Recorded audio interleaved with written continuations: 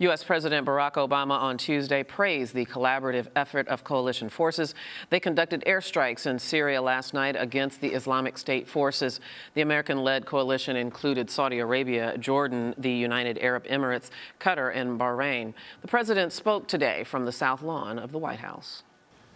The strength of this coalition makes it clear to the world that this is not America's fight alone. Above all, the people and governments of the Middle East are rejecting ISIL and standing up for the peace and security that the people of the region and the world deserve. Last night's attack reportedly scattered the jihadist fighters and damaged their network of facilities in Syria. In recent days, ISIS militants made significant advances in Syria, triggering a mass exodus of refugees across the border into Turkey. Now, for analysis of the airstrikes, we turn to Sarwar Kashmiri. He is the author of the book America and Europe After 9/11 and Iraq, The Great Divide. He's also a political science professor at Norwich University and a fellow at the Foreign Policy Association. So, great mind to tell us what to make of these events over the last few days. Welcome to Arise America. Thank you so for much. having me. So happy to have you here. First of all, let me ask you this question. With no boots on the ground in Syria, no cooperation that we know of from the sovereign government in Syria, and no real allies to speak of there, how will we know if an air campaign will even be successful? Great question to begin with. First of all, I thought the 5 Arab countries letting the United States announce their names and taking part in the campaign was a big plus for the Obama administration. Right. So that was one. And I think this airstrike was very successful on 2 levels. One, I think it'll stop ISIS or ISIL or whatever you'd like to call it from expanding their territory further. And 2, it will save some lives. So the short-term impact is quite successful. The long-term, we just have to wait and see.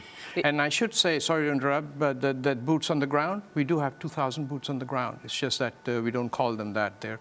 They're not there for combat. Or something. Right, right. Indeed, the president has been very careful to make that distinction that they're not there to fight. Yes. So tell me your understanding or your knowledge of who the United States and this coalition is up against in terms of ISIS as fighters. Well, ISIS, the people who are doing the fighting for them, most of them are senior military officers that used to work for Saddam Hussein. This is the crew that we laid off after the American invasion. They stopped getting a payroll, and they're pretty embittered, but they're also tough and they're talented. So they're the ones who are driving the armor, the tanks, the weapons. They're the ones doing the training. So we're one against them. Secondly, ISIS has a lot of discontented Sunni Muslims because they were displaced, weren't given jobs by the previous Iraqi government. And the third thing I like to point out is the Middle East is a very interesting place. One day's terrorist is the next day's statesman.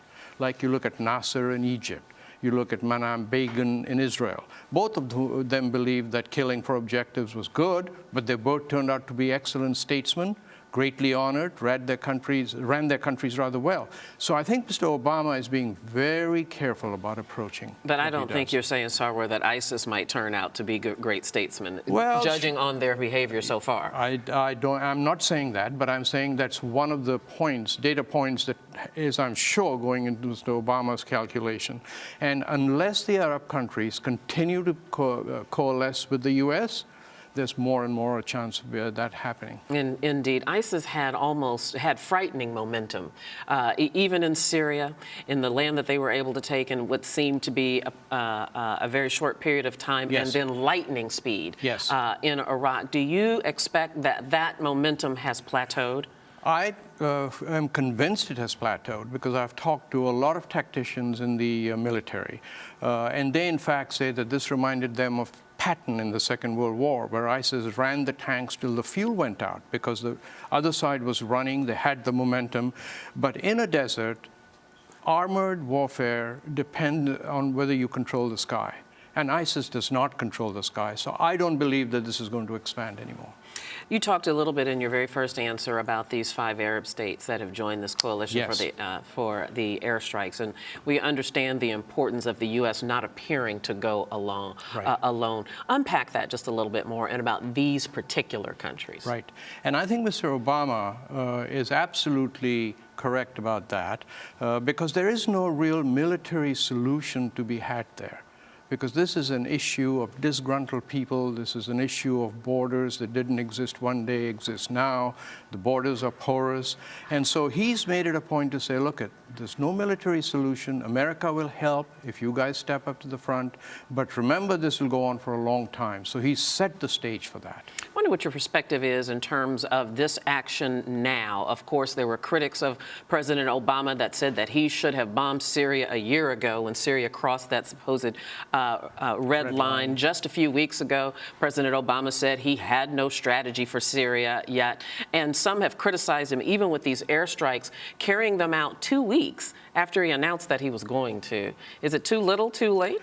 You know, Debbie, I'm starting to believe that Mr. Obama must be a very good poker player. Because until 3 days ago, all of the leading media was saying, well, he thinks he's going to attack Syria, but it may take a few months for him to make the decision. And guess what? A day later, he made that decision. So I give him very high marks for doing what he's doing and putting people off balance. And I think the long-term questions are there, but he's off to a good start. So fascinating to talk to you, Dr. Sarwar Kashmiri. And Thank to you so much. Thank you for inviting me. Come back and see us. We'll try.